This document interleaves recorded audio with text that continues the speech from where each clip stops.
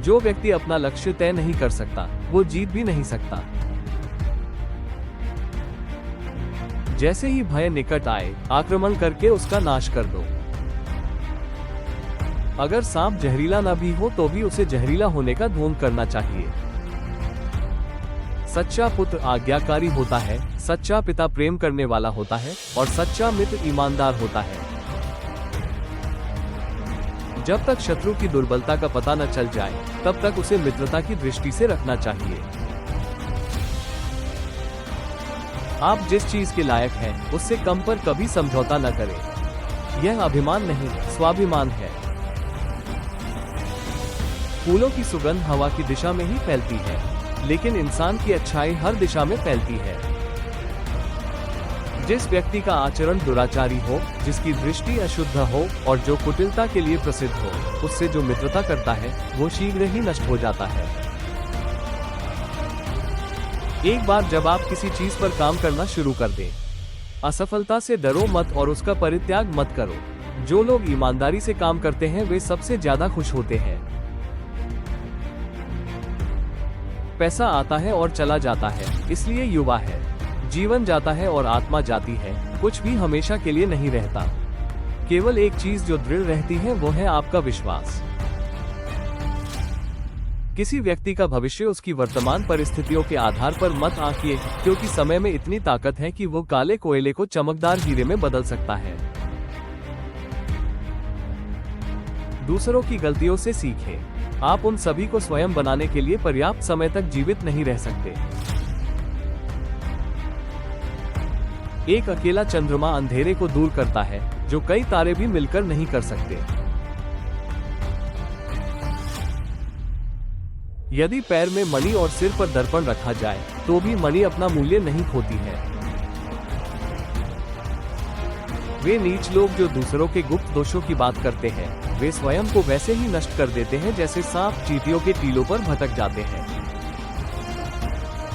उस व्यक्ति से दूर रहें जो आपके सामने मीठी बातें करता है लेकिन आपके पीठ पीछे आपको बर्बाद करने की कोशिश करता है, क्योंकि वो जहर से भरे घड़े के समान है जिसके ऊपर दूध होता है।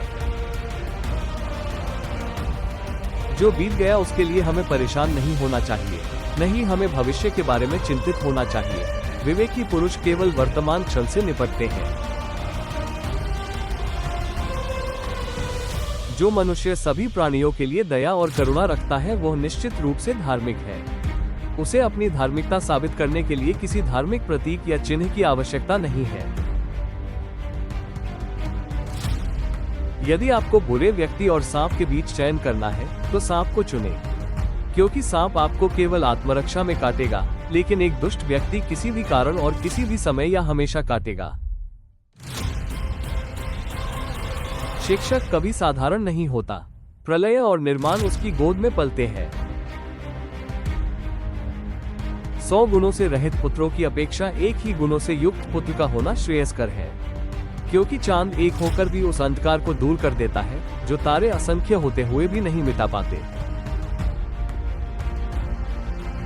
जैसे ही भय आपके पास आए, उस पर आक्रमण करें और उसे नष्ट कर दें।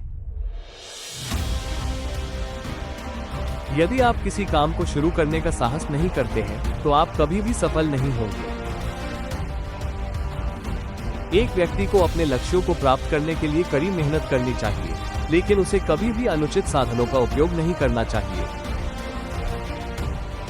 एक व्यक्ति को अपने क्रोध को नियंत्रित करना सीखना चाहिए, क्योंकि क्रोध विनाश का कारण बन सकता है। व्यक्ति को कभी भी हार नहीं माननी चाहिए, चाहे कितनी भी मुश्किलें आए।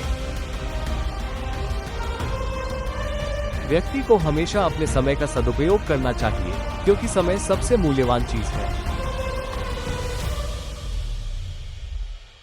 व्यक्ति को हमेशा सकारात्मक रहना चाहिए, क्योंकि सकारात्मक सोच सफलता की ओर ले जाती है।